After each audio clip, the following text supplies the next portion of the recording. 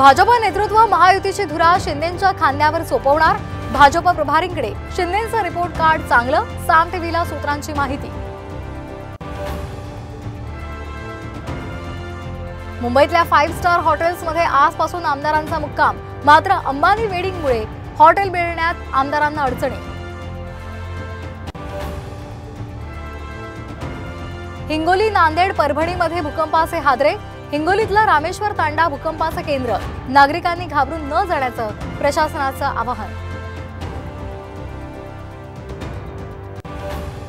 Worli hit and run प्रकरणातील आरोपी मिहिर शहाला विरारमधून अटक, आज कोर्टात हजर करणार।